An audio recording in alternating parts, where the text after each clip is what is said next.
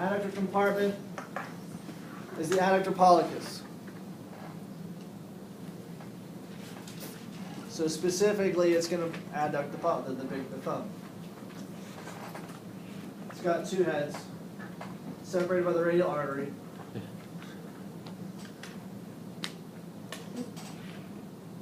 You can actually feel it. So if you spread your index finger and your thumb apart, and then you set your fingers across the web space for the most part, you can actually catch the pulse from the radial artery.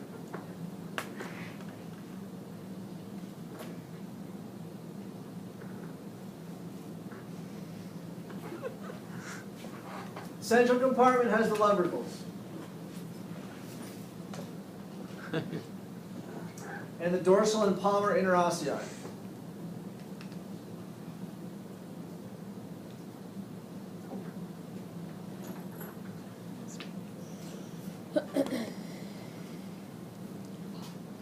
So we remember this by pad and dab, just like you do with the foot. Palmar adducts and dorsal abducts. So the dorsal side attaches to the surface that abducts it away from the midline of the hand. And then the palmar adducts, pulling it back in towards the midline. So it gives you the ability to kind of live long and prosper.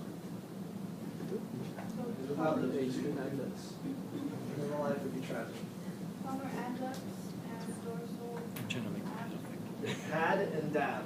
So palmar adducts, dorsal abducts.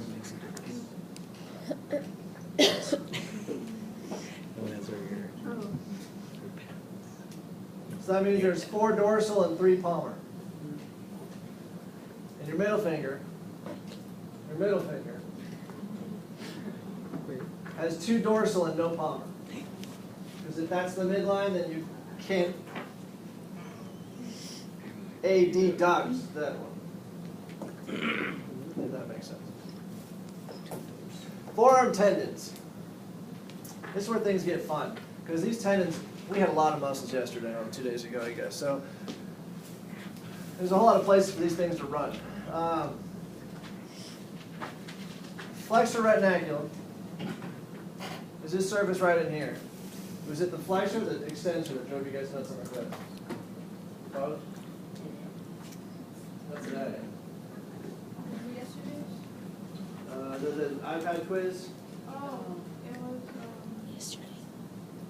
One of them. Either way. They're here. They really are, even though the iPad makes a liar out of it. Is it the flexor? It just wasn't showing. Oh, yeah. Oh, Yeah. yeah, the flexor. The flexor. Yeah. So we've got a flexor which ties things down, so that if we go and put our hand like this, the tendons don't like jump the gap. So it tethers it so that it stays in place and gives us a line of pull. It's right here. Now underneath that we have this common synovial sheath right through here, so that as these tendons go through, then it helps prevent them from getting bound to anything else. And then off to the side we have our extensor pollicis brevis, our abductor pollicis longus, and our extensor pollicis, because we have extensor pollicis brevis, extensor pollicis longus, and then abductor pollicis longus. And those little 3 tendons on the outside over here under the base of the thumb, what do those give us the borders of? Scaffold. Wait, the snuff box. The snuff box, right? So if we go and stick our hand out wide, we've got a little pocket that's coming off of our abductor and our extensor pollicis. Now if I take my finger and jam it into my snuff box, what am I palpating? The What am I pushing on? Scaffold. Scaphoid. It's So if you ever have a friend, they come up to you and say, my wrist hurts, and since you know so much because you get these classes, can you tell me what's wrong? And they go like this, and if you poke right there, say they fell on it, and then you poke right there, they need an x-ray. We'll discuss that a bit more in class. It's really easy to fracture that bone, the scaphoid. You fracture it by foosh. You fall on an outstretched hand. F-O-O-S-H. You fall on an outstretched hand. you're going to learn in ortho that there's a lot of things you can break with Fuchs. Just remember, tuck and roll. Tuck and roll. Don't I Fuchs probably it. fractured Screw my something up. Don't Fuchs it. I fell on my bike and I didn't get it checked. Say no to Fuchs. You guys ever watch the movie Holes? That's right. Yeah. Spoosh? That movie's one of the Where were greatest you? movies ever. I love Doesn't that matter. movie. Where were you last semester? Synovial sheathing provides tunnel for tendon to move. Osteofibrous tunnel anchors sheathing to bone, helps prevent bowstringing. So think of it like an electrical wire. We've got the wire that runs to the middle so that the current can go through. So we've got a coating on the outside. So anytime we have these tendons crossing over joints, we're going to end up with these synovial sheaths. We talked about them before. They tend to get fairly involved with around the thumb. There's just around the hand and wrist. There's just so many joints going on. And the flexor retinaculum anchors tendons at wrist, so right and through here.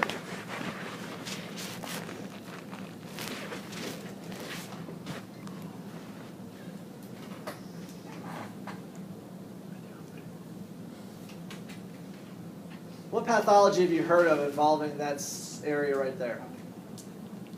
Carpal tunnel. Carpal tunnel? So if you kind of hold your hand out, you've got this kind of an arch created by the arc of the bones of that base layer. The flexor retinaculum goes over the top, so it kind of creates a tunnel in between the bones, the carpals, and that flexor retinaculum.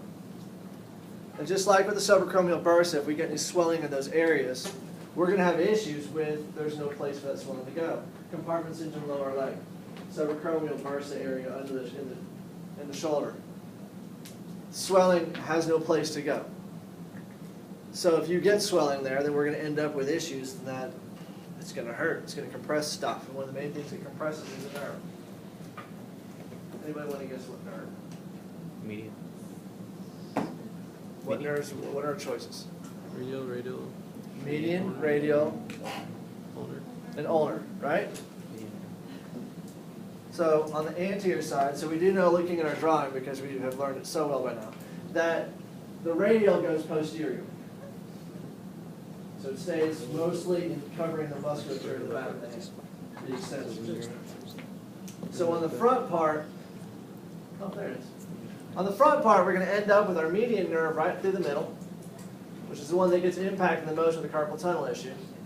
And then we have a smaller ulnar nerve, which comes trailing up and through here.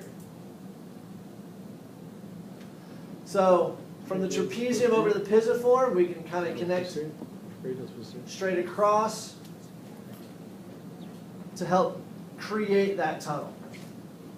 So entrapment of that nerve. Now, pain in here isn't always from the wrist. You can actually have entrapment of the nerve anywhere along this pathway from where it exits the foramens in the neck, down through all the musculature it goes through. So you can have fascial restrictions that cause problems. It's not, carpal tunnel isn't always from an entrapment at this location. But a very common way that people get pain here is being in a position which puts it on stress, which minimizes the space in there, like sitting here with bad form typing on a keyboard all day, every day.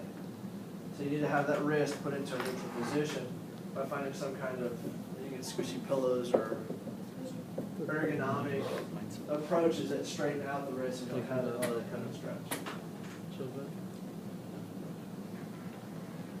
We've got another cool little passage over here between the pisiform and the hook of the hamate. So pisiform is here, hook of the hamate is here. And the ulnar nerve goes through that little passageway. It's called Guyon's Canal, G-U-Y-O-N-S. Canal of Guyon, Guyon's Canal. If anybody here cycles? Anybody? Like indoor cycle? Road bike, indoor, whichever. So if you're on a bike for a long period of time, and that's you take your good. hand off, and like all through here, it's just numb.